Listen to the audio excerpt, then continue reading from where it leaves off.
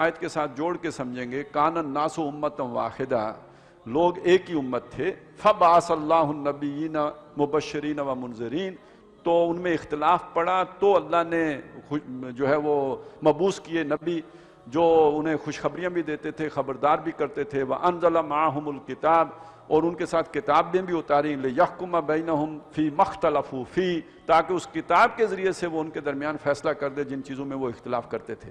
یہاں پہ یہ بات کہی، اب اختلاف ہو گیا، وہاں بھی اگلی آیت کیا آئی تھی کہ جنگ بھی ہوئی، جب اختلاف ہوگا تو جنگ بھی ہوگی، تو اگر اللہ چاہتا تو وہ جنگ نہ کرتے، یعنی اس کا مطلب کہ اختلاف ہی نہ ہوتا، سب لوگ ایک ہی امت ہوتے، ایک ہی طریقے پر ہوتے، نیکی ہی پر قائم رہتے، برائی کی طرف جاتے ہی نہ، اور یہ اللہ کے لیے قطعاً مشکل نہ ہوتا۔ دیکھیے کتنے پرندے ہیں جو اللہ نے ان کے لیے اصول طے کر دیے ہیں، اس سے دائیں بائیں نہیں ہوتے۔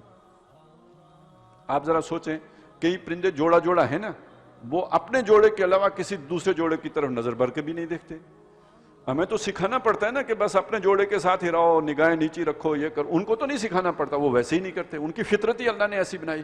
اگر اللہ چاہتا تو ہماری فطرت ویسی نہیں بنا سکتا تھا، بنا سکتا تھا۔ تو اس چیز کو سمجھ لیجئے کہ اگر اللہ یہ چاہتا کہ لوگ سارے دنیا نیک ہو جائے تو یہ نیک بنانا اس کے لیے کوئی مشکل نہیں تھا۔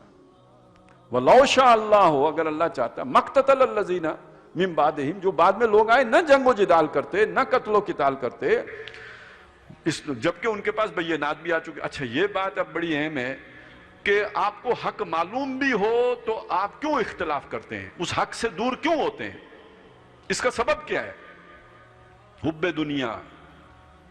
اختلاف کا سبب ہم نے وہاں پہ پڑھا تھا، کیا سبب ہے؟ سبب یہ ہے کہ جب آپ کو دنیا کی محبت کھینچے گی تو ایک آدمی نیکی کی طرف، خیر کی طرف، بھلائی کی طرف کھنچ رہا ہے، دوسرا جو ہے وہ دنیا کی طرف کھنچ رہا ہے، تو ان کے اصولوں میں ٹکراؤ آ جائے گا، خیر اور شر کا معیار بدل جائے گا۔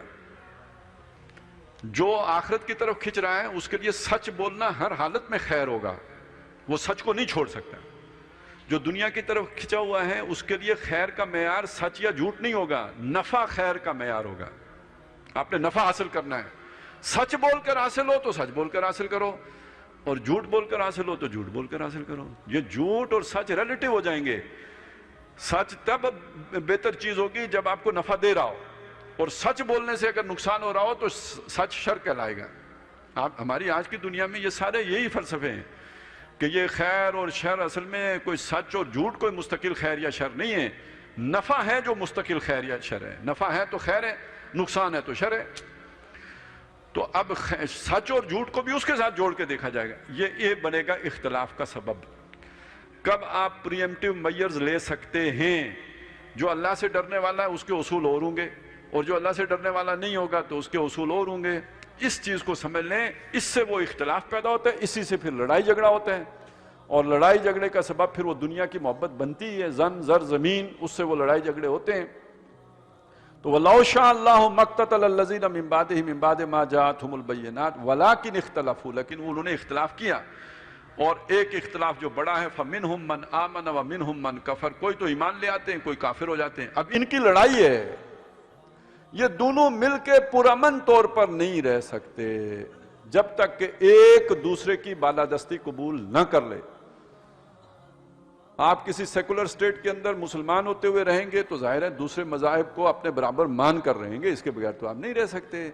اور اگر آپ اسلام غالب ہے اور وہاں پہ کوئی جو ہے غیر مسلم رہتے ہیں تو انہوں نے بھی اسلام کی بالادستی قبول کر کے وہاں پہ رہنا ہوگا، نہیں تو لڑائی ہے۔